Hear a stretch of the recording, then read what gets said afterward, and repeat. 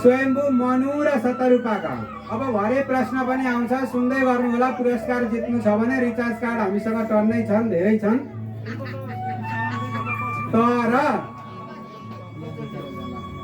तर तयारी चाहिँ गर्नु पर्यो है। फेरि भरे प्रश्न आउन सक्छ। अहिले क्वेसन आउट। स्वयम्भू मनु र शतरूपाका 3वटी छोरीहरू हुनुहुन्छ। हेर्नुहोस् है, 3वटी छोरीहरू हुनुहुन्छ, आकुति, देवहुति र प्रसूति।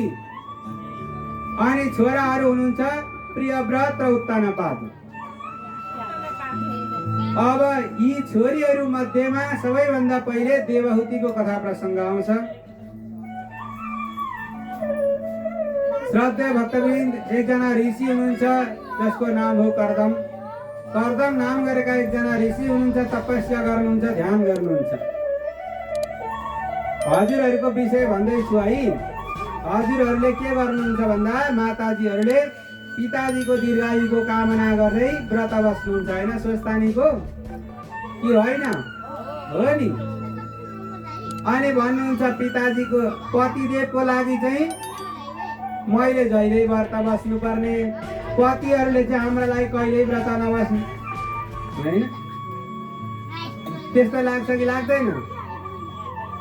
लाग्दैन? यहाँ हेर्नुहोस् है, कर्दम ऋषिले पत्नी प्राप्तिका लागि कति ठुलो व्रत बस्नु भएको छ भने हजारौं हजार वर्ष तपस्या गर्नुभएको छ। कर्दम ऋषिले तपस्या गर्नुभयो, विशाल तपस्या गर्नुभयो। तपस्या धेरै तपस्या गरिसकेपछि धेरै समयको तपस्या पछाडि भगवान प्रसन्न हुनुहुन्छ अनि वरदान दिन भनेर आउनुहुन्छ। अनि वरदान दिँदाखेरि भन्नुहुन्छ, हे ऋषिश्वर, हजुरले किन तपस्या गर्नुभयो भन्ने भावना मैले बुझिसके, तथास्तु हजुरको मनोकामना पूरा हुनेछ भन्नुहुन्छ। कस्तो मनोकामना त भन्दाखेरि राम्री पत्नी प्राप्तिका लागि, सुन्दर र सुशील पत्नी प्राप्तिका लागि तपस्या गर्नुभएको छ। त्यो तपस्या पूर्ण हुनेछ, म त्यो पूर्ण गराउनेछु भन्नुहुन्छ। अनि भन्नुहुन्छ स्वयम्भू मनु र शतरूपाकी एउटी छोरी छिन्, देवहुति, साह्रै सुशील छिन्। यिनै छोरीसँग विवाह गर्ने व्यवस्था म मिलाउँछु भन्नुहुन्छ कर्दम ऋषिलाई। अनि यति भनिसकेपछि भगवानले तथास्तु भनेर जानुहुन्छ। हजुर यसरी बस्दै गर्नुहोस्, कुनै बेला स्वयम्भू मनु र शतरूपाले छोरी लिएर आउनेछन् है ऋषि भएको ठाउँमा भनेर भगवान त्यहाँबाट अन्तर्धान हुनुभयो। उता नारदजीलाई हराउनुहुन्छ, हे नारद, गएर स्वयम्भू मनु र शतरूपालाई गएर भन, भगवानको आज्ञा छ तिम्री छोरी देवहुति चाहिँ कर्दम ऋषिलाई देऊ है भनेर भन्नुहुन्छ। अब नारदजी नारायण नारायण नारायण गर्दै जानुहुन्छ। अनि गएर स्वयम्भू मनु र शतरूपासँग भेट गर्नुहुन्छ। अनि भन्नुहुन्छ कि भगवानको यस्तो आज्ञा छ, हजुरकी छोरी चाहिँ कर्दम ऋषिलाई दिनु अरे भनिसकेपछि अब ठिकै छ त, भगवानकै आज्ञा छ भनेर स्वयम्भू मनु र शतरूपा दुवैजनाले आफ्नी छोरी देवहुतिलाई लिएर जङ्गलमा जानुहुन्छ। जङ्गलमा जानुभयो, तपस्या ध्यानमा बस्नु भएको छ ऋषि कर्दम ऋषि। यताउता घुम्नुहुन्छ, विचार गर्नुहुन्छ। तपस्यामा बसेका मान्छेलाई छोरी दिन्छु भन्दै जाँदा कतै श्राप पो पाइने हो कि भन्ने डर चाहिँ छ होइन, डराउनु परेन त। अनि यताउता घुम्न लाग्नुहुन्छ, के भन्ने हुन्छ। त्यतिकैमा कर्दम ऋषिले आँखा खोल्नुहुन्छ। आँखा खोलिसकेपछि गएर बस्नुहुन्छ छेउमा। ऋषिश्वर, मेरो बगैँचामा एउटा फुल फुलेको छ, त्यो फुल हजुरलाई समर्पण गर्ने इच्छा छ भन्नुहुन्छ। घुमाएर कुरा गर्नुहुन्छ। कर्दम ऋषि पनि मुसुक्क हाँस्नुहुन्छ। अनि ए ठिकै रहेछ, उहाँको पनि विवाह गर्ने इच्छा नै रहेछ भनेर अब विवाहका लागि कुरा गर्न लाग्नुहुन्छ। कर्दम ऋषिले भन्नुहुन्छ, हे देवहुति, म तिम्रो साथमा 100 वर्ष मात्रै बस्ने छु, त्यस पछाडि चाहिँ तिमीलाई छोडेर जानेछु। बोले भक्त भगवानको, बीचमा खासा खुसु गर्नुहुने भक्तजनको जय नै हुन्छ।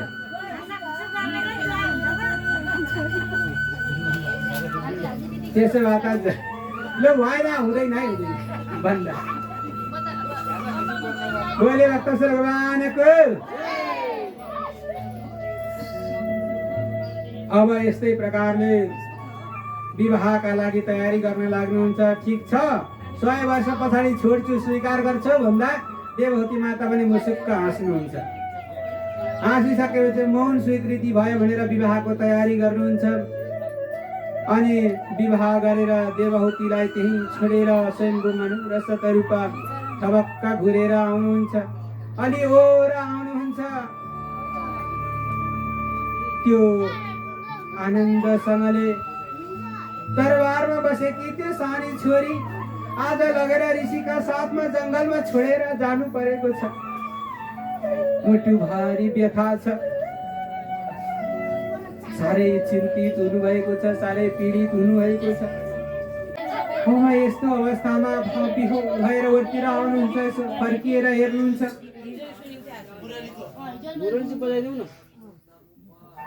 आँखा भारी आँसु बनाउनु भएको छ।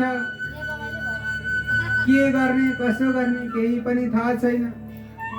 यति सानी छोरीको अवस्था जङ्गलमा के होला भनेर सम्झिनुहुन्छ। फेरि यसो फर्किएर हेर्नुहुन्छ। फेरि 2-4 पाइला जानुहुन्छ। बाबुआमाको मन हो, महिनासम्म गर्भमा राखेर जन्मिएका छोराछोरीको माया कति हुन्छ बाबुआमालाई, होइन? त्यही पनि लगेर जङ्गलमा छोड्नु परेको छ। मन कहाँ मान्छ र? मन नमानेर पनि भएको छैन। आउनुहुन्छ बिस्तारै बिस्तारै गर्दै। समय बित्दै गयो। उता कर्दम ऋषि तपस्यामा बस्नु भएको 1000 वर्षसम्म बिउजिनु भएन है। 1000 वर्षसम्म तपस्यामा बस्नुभएछ, लिन हुनुभएछ। 1000 वर्षसम्म देवहूति माताले कर्दम ऋषिको स्याहार सुसार गरेर बस्नुभयो। बोले भक्तेश्वर भगवानको। मेरो एउटा साह्रै नराम्रो बिराम छ के, रोग। यो रोगको मैले कहीँ उपचार गर्न सकिनँ। कस्तो रोग छ भन्नुहुन्छ भने हजुरहरू बोलेपछि म बोल्दै नजान्छु। त्यही भएर हजुरहरू चाहिँ नबोलिदिनु होला। हजुरहरू बोल्नु भयो भने म बोल्न जान्दिनँ। अब 1000 वर्ष पछाडि बिउजिनुहुन्छ कर्दम ऋषि। यसो हेर्नुहुन्छ, पत्नीको अवस्था देख्नुहुन्छ। दुब्ली पातली भएको, खाएको पनि छैन। त्यो अवस्थालाई देखेर भावविह्वल हुनुभयो। अनि देवहूतिलाई भन्नुहुन्छ, देवहूति यस्तो भएर तिमीले मेरो सेवा गरेर बस्यौ, के वरदान माग्छौ माग भन्नुहुन्छ। देवहूति माताले भन्नुहुन्छ, पतिदेव, एउटी पत्नीले पतिसँग के वरदान माग्छन्?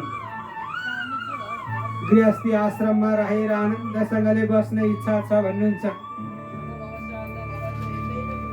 यति भनिसकेपछि अब कर्दम ऋषिले आफ्नो तपस्याको बलद्वारा एउटा विमानको रचना गर्नुहुन्छ। त्यो विमान कस्तो छ भन्नुहुन्छ भने मणि माणिक्यले युक्त भएको छ, भरिभराउ भएको छ। जहाँ परेवा आदि गरिएका जीवहरू पनि छन्, चित्रहरू बनाएका छन्। त्यो चित्रहरूमा आफ्नै आफन्त कोही छ कि भनेर चराचुरुङ्गी पनि आएर हेर्ने गर्छन्। त्यहाँ भित्र फुलहरू छन्, त्यो फुलमा भमराहरू घुम्ने गर्दछन्।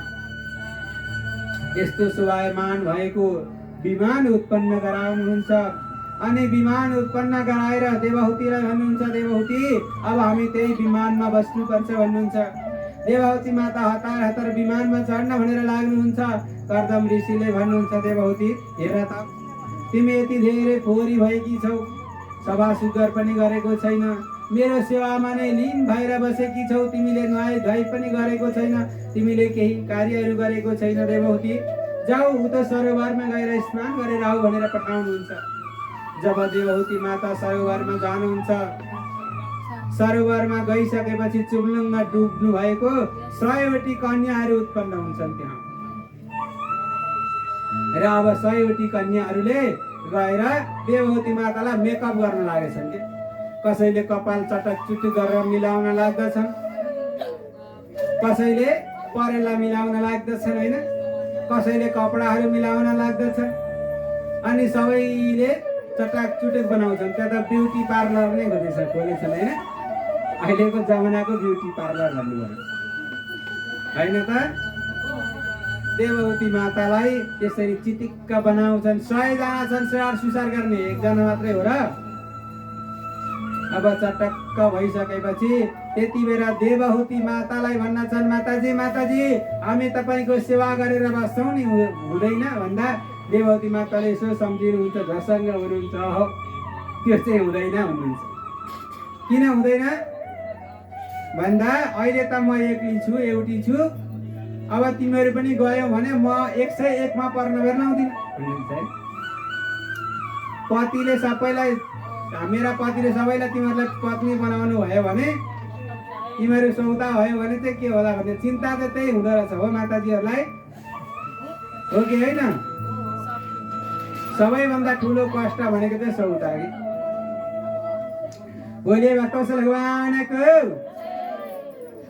अब त्यति भनेर कसैलाई पनि आउन दिनुहुन्न।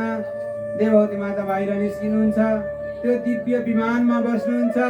अनि विमानमा बसिसकेपछि त्यो विमान आकाशलाई, भुइँलाई छोडेर आकाशमा उड्न लाग्दछ। चारैतिर घुम्न लाग्नुहुन्छ, विभिन्न ठाउँको रमिताहरू हेर्न थाल्नुहुन्छ। त्यो विमान जति माथि गयो उति तला थपिँदै जान्थ्यो के। तला थप्नका लागि पैसा खर्च गर्नु पर्दैन थियो। कस्तो विमान बनाउनु भएको छ होइन? मणि माणिक्यले युक्त भएको त्यो विमान, अनि जति माथि चढ्यो उति तला थपिँदै थपिँदै जान्थ्यो। लौ प्रभु, त्यो पनि आकाशमा उड्दथ्यो। फेरि एक ठाउँमा मात्रै हो र बस्ने होइन, घुमी घुमी रमित हेर्नु। 100 वर्षसम्म यसरी घुम्नुहुन्छ। 100 वर्ष भइसकेपछि त्यो विमानलाई फेरि अवतरण गराउनुहुन्छ। त्यहाँबाट ओर्लिएर एउटा सानो झुपडीमा गएर बस्नुहुन्छ कर्दम ऋषि र देवहूति। अब समय बित्दै गयो। देवहूतिका 9वटी छोरीहरू जन्मिन्छन्। छोरीहरू ऋषिलाई दिनुहुन्छ, ऋषि मुनिहरूलाई दिनुहुन्छ। अब छोरा कोही पनि छैनन्। त्यति बेला कर्दम ऋषिले भन्नुहुन्छ, देवहूति अब म जान्छु है तपस्या गर्न, मैले त भनेको थिएँ 100 वर्ष बस्छु भनेर।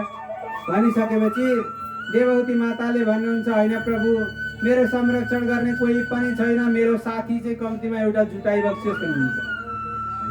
कर्दम ऋषिले विचार गर्नुहुन्छ, भगवानले म अवतार लिएर आउँछु है भन्नुभएको हुन्छ पहिले नै। त्यही सम्झिएर बस्नुहुन्छ र समय बित्दै जाँदा कपिलदेव भगवानको अवतार हुन्छ। बोले भक्तवत्सल भगवानको। देवहूतिबाट कपिलदेव भगवानको अवतार हुन्छ। कपिलदेव भगवान बिस्तारै ठुलो हुँदै जानुहुन्छ।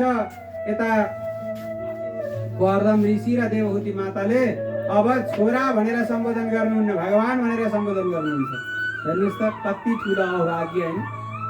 थाहा पाउनु भएको हुन्छ, स्वयं नारायण नै आउँदै हुनुहुन्छ, आउनु भएको छ है मेरो पुत्र भनेर भन्ने थाहा छ।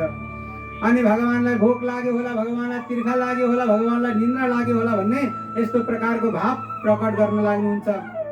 आज भनौँ भोलि भनौँ समय बित्दै बित्दै जान लाग्यो। समय बित्दा बित्दै केही समय पछाडि अब कर्दम ऋषिले भन्नुहुन्छ, प्रभु म हजुरलाई छोडेर जान्छु। अब हजुरले माताको स्याहार सुसार गरेर बस्नुपर्छ है भनिसकेपछि त्यति बेला कपिलदेव भगवानले भन्नुहुन्छ, पिताश्री हजुरले मलाई नै भगवान भन्नुहुन्छ, यहीँ बसेर पूजा गर्नु न, किन हुँदैन र भन्नुहुन्छ। कर्दम ऋषिले भन्नुहुन्छ, प्रभु हजुरलाई थाहा छैन नि, नजिकको तीर्थ कहिल्यै तीर्थ हुँदैन। हो हुन्छ हुन्छ त, नजिकको तीर्थ कहिल्यै पनि तीर्थ हुँदैन, त्यो तीर्थ हेलित हुन्छ। अनि टाढाको तीर्थ जहिल्यै पनि नजिक हुन्छ।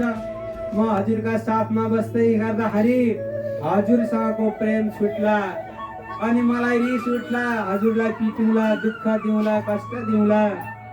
यस्तो अवस्थामा मेरो मन विपरीत हुँदो होला अनि हजुरबाट टाढा हुनु पर्ला। त्यसै कारणले प्रभु म यो हजुरको छविलाई चिन्तन गर्दै गर्दै तपस्या गरेर बस्नेछु, मलाई अरू केही पनि चाहिँदैन भनिसकेपछि अब तपस्या गर्नका लागि भगवानले आज्ञा दिनुहुन्छ। कपिलदेव भगवान आज भनौँ भोलि भनौँ समय बित्दै गयो। कर्दम ऋषि तपस्यामा जानुभएको छ। अब माताजीले त छोरो भन्न थाल्नुभएछ। भगवान भगवान भन्दै हुनुहुन्थ्यो, छोराको भान आउन थाल्यो। मेरी मातामा अपगति हुन्छ होला भन्ने सम्झेर भगवानले विचार गर्नुभयो, केही न केही त उपाय गर्नु पर्यो भन्नुहुन्छ। अनि भन्नुहुन्छ, माताजी अब म हजुरलाई छोडेर जाँदैछु है, हजुर घरमै बस्नुहोस् है भन्नुहुन्छ। त्यति बेला देवहुती माताले भन्नुहुन्छ, हे प्रभु, हजुरले पनि छोडेर जानुभयो भने मेरो के अवस्था होला भनेर भाव विह्वल हुनुभयो। भनिसकेपछि अब दिव्य ज्ञान दिन लाग्नुहुन्छ कपिलदेव भगवानले। त्यही माध्यमबाट कपिल गीता पनि जसलाई भनिन्छ